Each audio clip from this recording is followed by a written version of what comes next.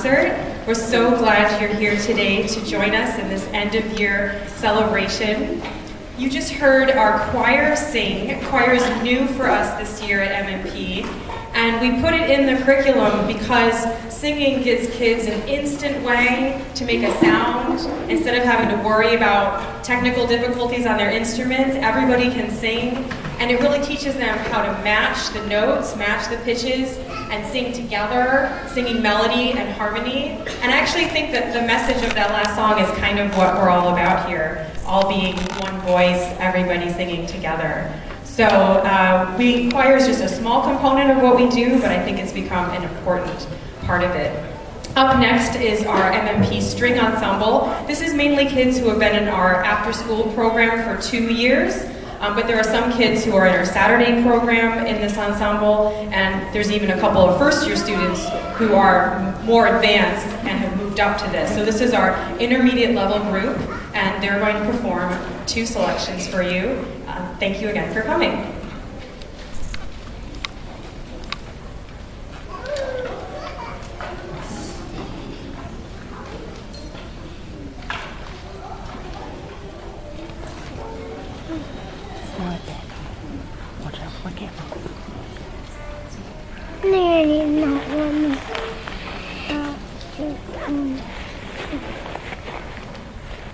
I'm trying to button up this shirt.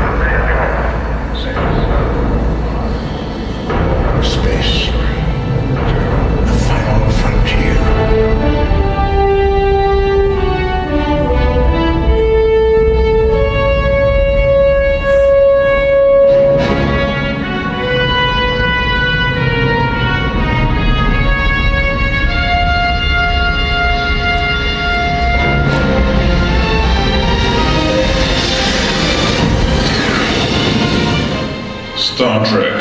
To boldly go where no man has gone before. We all know what it's about. Travels and journeys on the USS Enterprise. There have been many different casts, many different versions. All one thing in common. They all wear extremely tight spandex clothes. Now the focus of the Montgomery Music Project's Chamber Orchestra recording sessions that we always do for every concert is Star Trek Into Darkness, which came out 2 days ago. This Star Trek movie is the second of the J.J. Abrams directed Star Trek movies. This time the main villain is played by the actor Bernard Cumberbatch, whose real name is definitely more scary than his screen name, which is John. By now, all of you heard what happened in London. The man who did it, you know, our top agents. Your commanders have committed a crime I cannot forgive. None of you are safe. Clear the room!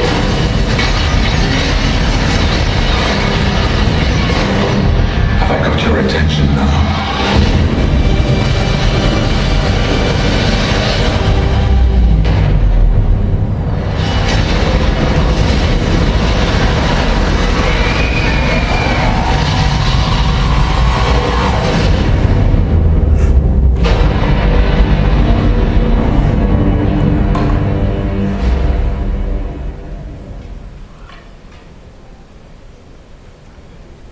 Ready? Let's give this a go. For this concert, our task was to create music for a trailer for Star Trek, suitable music that would sum up the mood of the trailer. Now, I heard the theme that we use in an episode of a TV show called Top Gear once. All the harmony is mine, all the orchestration is mine, but the theme already exists somewhere else. Now, as many of you know, we have adapted and recorded and created many trailers and soundtracks from scratch. Now, back in November and December of 2011 with the Montgomery Music Project Chamber Orchestra, we recorded the music from the soundtrack for the Pirates of the Caribbean. Now, this music already did exist, and we just used the music from the actual recording sessions and layered it up in the same way that they did. Now here I am from 1 year ago explaining the process in which that was put together. Our brief back then was to try and recreate the sound and the conditions in a recording studio that were the same. Essentially what happened with the first movie's soundtrack is that the first set of musicians would record one part, and then they would layer it up time after time after time. So a group of musicians would record the top bit, and the same group of musicians would then record the middle, the same group of musicians would then record the bottom bit on the computer, they would stick it all together, and it would sound like 50 people were in the room. In the performance, the students played one final solo line through microphones against what they had pre-recorded. As you can see, we played the movie at the same time, so it sounded like a soundtrack.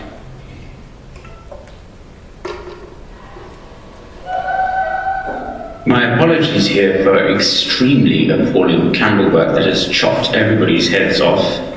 But the point of this little demonstration will show you how you can make sure everything fits. Now, all the parts, because the same people record different parts, have to occur at the same time. But when you record things separately and piece it in later, sometimes things are a little short. So look at this little demonstration here to show how to correct this. So here we have, right here, we have a small section that was sung by the girls. It was 4 notes: G, F, D, B flat, C, in 12/8, and it was 2 measures long. So you see the green section up here that I've blocked off. So 4 notes. Each one's supposed to be on like beat 1, beat 2, beat 3, beat 4, beat 1, beat 2. But as you see, it's not quite lining up properly. They got to the end of their notes a little bit fast, as you can see from this break right here.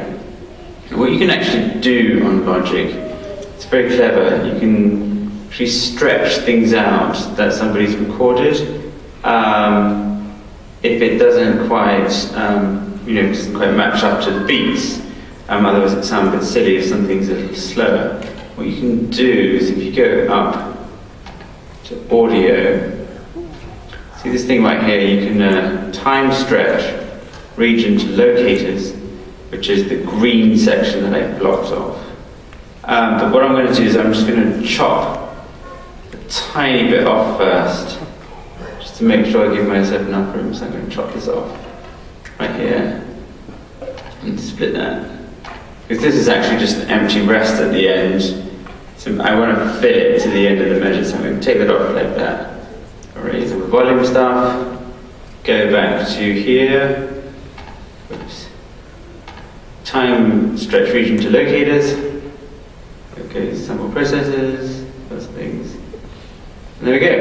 And then it's pushed all the way to the end. And let's see actually if it lines up, and it should do. So I'm just going to quickly go into my computer here because I actually ran out of time putting this all together because, well, I'm not in college anymore. I can't pull any all-nighters, unfortunately. So I just want to very quickly show you the program that we have going here. So I'm just going to close that out. And there's some of the effects that we had going on. So I'm going to push it over. So there we go. And there we have some of the strings that we have going on. You see lots of different tracks. Right here are some of the effects that the students went through. So we have some harmonics going on, some pizzicatos, and some cellos behind the bridges when they're playing on the strings behind the bridge, col legno. And actually, when you record it and you put it all together, it creates this very, very spooky effect. So just listen to this for a second. That sound, that rumble you hear at the beginning, is actually a flute that I recorded and transposed it down 4 octaves, just so it rumble. The sound that you hear of someone breathing is actually the cellos themselves playing on the bridge.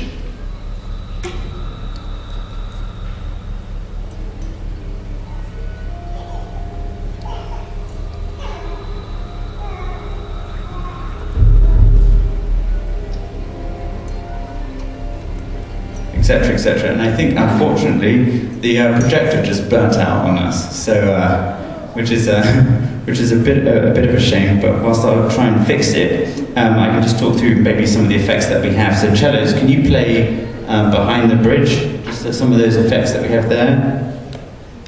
Go ahead.